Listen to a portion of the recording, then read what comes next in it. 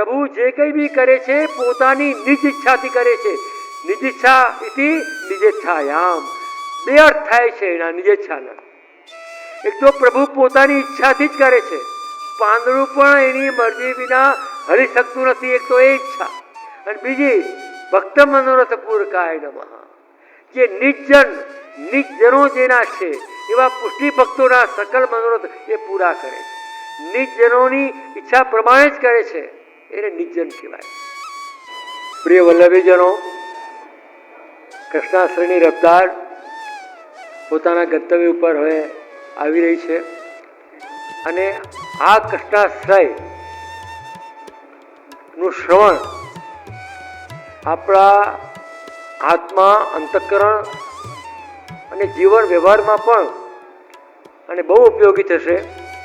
અને આપ જ્યારે આ 3 દિવસનું શ્રવણનો વિચાર કરશો ત્યારે તમને લાગશે કે શ્રી મહાપ્રભુજીએ બહુ કપરા વિચારી કે આ પ્રકારની ભાવના, આ પ્રકારના સિદ્ધાંતના રહસ્યો કૃષ્ણાશ્રયના માધ્યમથી આપણને શ્રવણ કરવા મળ્યા.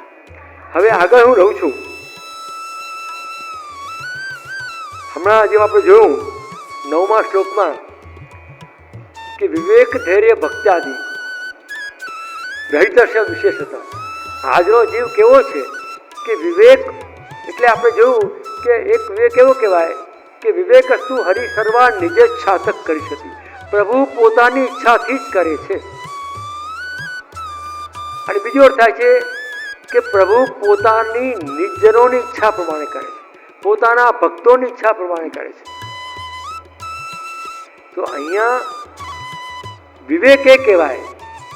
એક તો વિવેક છે શિષ્ટાચાર, કે વડીલો આવે તો ઊભા થઈ જવું, પ્રણામ કરવું, દિયાબત થાય તો જય શ્રી કૃષ્ણ કરવું, કે સભામાં કે ઘરમાં કે વડીલો સાથે, નાના સાથે, પરસ્પર મિત્રો સાથે કેવી રીતે વર્તવું, પતિ પત્ની કેવી રીતે વર્તવું, એ બધું વિવેક ગણાય.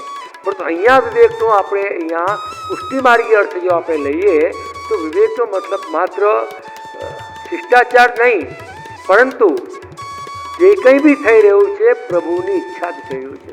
આપણા ગોકુલેશ પ્રભુ તો એટલી સુધી આજ્ઞા કરે છે કે કોઈ અપશબ્દ બી બોલતો હોય, કોઈ કટુવચન બી બોલતો હોય, તો પણ એમ માનવું કે પ્રભુ એના હૃદયમાં બિરાજીને બોલાવી રહ્યા છે.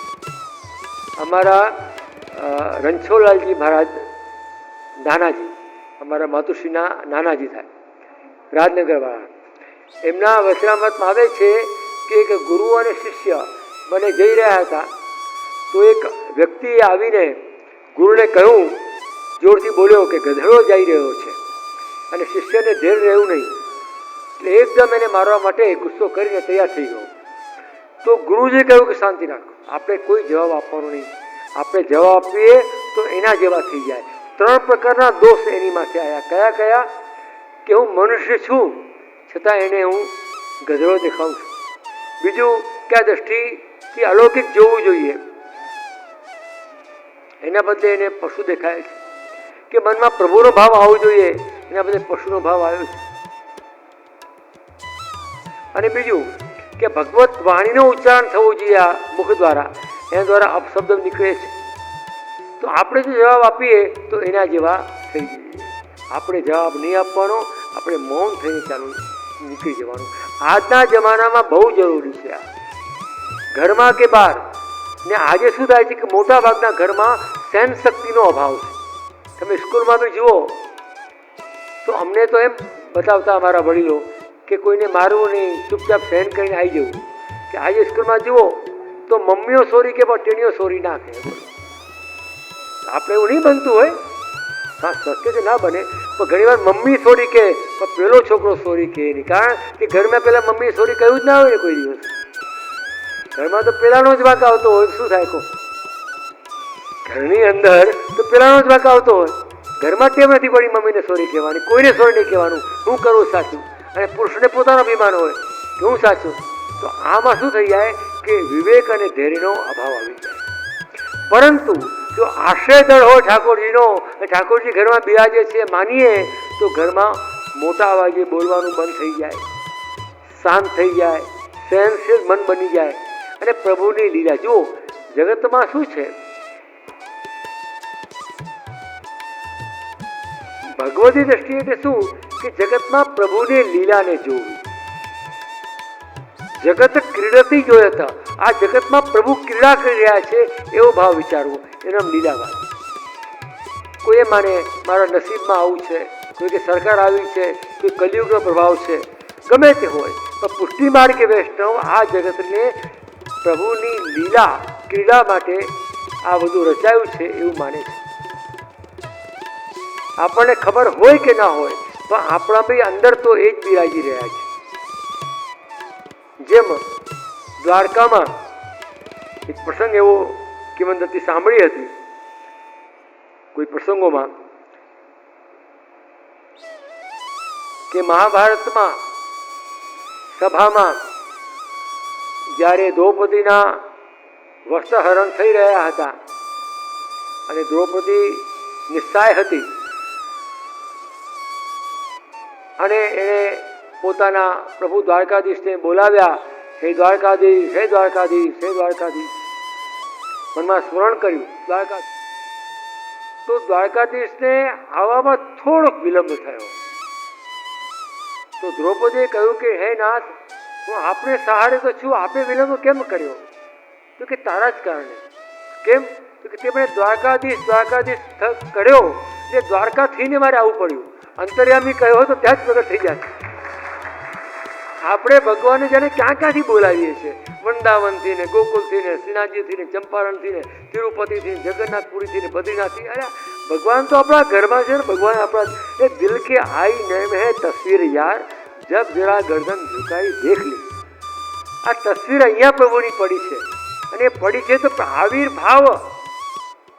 આવિર્ભાવ એટલે શું કે હૃદયમાં બિરાજેલા પ્રભુ જ આપણે ત્યાં સેવા બિરાજે છે, બહારથી નથી લાવ્યા.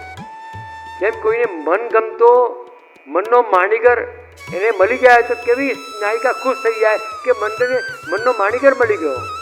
એ જ પ્રકારે એ મનનો માણીગર કૃષ્ણ આપણા ભાવ સ્વરૂપે આપણા ઘરમાં બિરાજે છે. એટલા માટે તમને એક વાત કહું, મજાની રસાત્મક વાત છે. પ્રસંગ તો રાસનો છે. ઘણા લોકો આ વિવેક વિના માયામાં પડી જાય છે અને ઘણા લોકો બોલે છે, વક્તાઓ, માયામાં પડ્યા છો, માયામાં પડ્યા છો, અને બહુ માયાને ભોગવે છે. આપણે બધા લોકો માયાને ભોગવીએ છીએ, પણ માયાનું સ્વરૂપ કયા પ્રકારનું છે એ મહાપ્રભુજીની દ્રષ્ટિ થોડી આપણે જોઈ લઈએ તો માયા, કઈ માયા આપણને સહાયક છે અને કઈ માયા બાધક છે એનો ખ્યાલ બહુ સત્વરે સરળતાથી આવી જશે. બધાને મજા આવશે. તો કે પ્રભુની એક માયા કેવી છે? એ વ્યામોહિકા છે, એટલે ભ્રમમાં પાડી દે. જે ન હતું દેખાવા મળે અને વ્યામો કરી નાખે, ચિત્ત ભ્રમ કરી નાખે, થાપ ખરાવી દે, એવી માયા. એવી માયા એને આપણે વ્યામોહિકા માયા કહેવાય. એ ભક્તોને નડતી નથી, ભક્તોને મળતી નથી, ભક્તને ઓળખી કાઢે. બીજી એક છે વૈષ્ણવી માયા, જે પ્રભુ જ્યારે જગતનું સર્જન કરે ત્યારે એમાં લીલામાં ઉપયોગ કરે. અને બીજી એક માયા છે યોગ માયા. એ ભગવત સંબંધી માયા ને પ્રભુનું સામર્થ્ય રૂપે, પ્રભુની શક્તિ રૂપે પ્રભુમાં જ રહેશે. જ્યારે એ યોગ માયા આપણે જે સેવા કરીએ, તો ઠાકોરજી મારે કારણે ફૂલ મંડળી કરી છે, તો આ જીવરી ફૂલ મંડળી કરે, આ જીવન તો ક્યાં ક્યાં રખાવાનું મન થાય, પણ એ ફૂલ મંડળી કરવાનો ભાવ, એ ફૂલ લાવવાનો ભાવ અને એ પૂરો વાતાવરણ સર્જવાનો ભાવ આપણામાં રહેલી યોગ માયા એ પ્રભુનો યોગ કરાવે છે એવું મહાપ્રભુજી કહે છે. જીવ નથી કરતો. જે પણ ભગવત સંબંધી મનોરથ આપણે કરીએ છીએ તો પ્રભુ સાથે યોગ કરનારી જે માયા છે, યોગ માયા, એ પણ આપણી સાથે લાગેલી છે પ્રભુ સાથે. તો એ માયા સૌથી પહેલા આપણી પાસે આવે છે અને એ માયા આપણને પ્રભુ સાથે મનોરથ રૂપે જોડવાનું કામ કરે છે. એ યોગ માયા બહુ સુંદર માયા છે. તો આપણે ત્યાં સેવામાં મારે શૃંગાર કરવા છે, સામગ્રી ધરવી છે, કંઈ મનોરથ કરવા છે, યમુનાજીના કુંડ બનાવવું છે, કંઈ બી કરવાનો મનોરથ થાય તો એ કરાવે છે. આપણો ભાવ નહીં પણ ભાવ સાથે મળેલી આ યોગ માયા જે પ્રભુનું મિલન કરાવે છે, એ પ્રભુમાં રહેલું સામર્થ્ય જે મહાપ્રભુજી આપણી પાસે મોકલે છે. હવે આનો જ એક સુંદર મજાનો દૃષ્ટાંત તમને કહું, સુબોધજીમાં આવે છે કે જ્યારે ગોપીજનો રાસમાં વેણુનાદ સાંભળીને ગયા ત્યારે નાયિકાઓ તમે જુઓ, અહીંયા કથામાં આવ્યા હોય કે કોઈ ક્લબમાં ગયા હોય કે હોટલમાં કે કોઈ મેરેજ પાર્ટીમાં કે રિસેપ્શનમાં જાય, સ્ત્રીઓ કોઈ દિવસ બહુ બ્યુટી કોન્શિયસ હોય છે. એને ક્યાંનું ક્યાં પહેરવું, ક્યાં કેટલું લગાવવું, કયા પ્રકારની સ્કિન છે, કયા પ્રકારની લાઈ લગાવી, કયા પ્રકારના રંગ લગાવવા, કયા પ્રકારના મેચિંગના પહેરવા, એ બધી એને વધારે ખબર છે. મને ક્યાંથી ખબર? કારણ કે મારા ઠાકોરજી સેવાનંદ કલાનિધિ છે, અમારા શ્રીનાથજી બાબા કલાનિધિ છે, એ સૌંદર્યના ઉપાસક છે ને એને શૃંગાર ધરું, એની સેવા કરું એટલે મને બધી કલાની ખબર પડી જાય. એટલે આ સૌંદર્ય બહુ જ સ્ત્રીઓમાં હોય છે.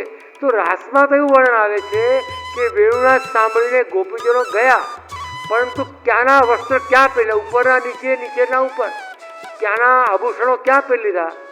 હવે આવા અસ્તવ્યસ્ત જેમાં શૃંગાર પ્રગટ બી ન થાય એવી સ્ત્રી તો આપણને જોવી ન ગમે તો પ્રભુને ક્યાંથી ગમે? પ્રશ્ન થાય કે ના થાય? વિચાર કરો તમે.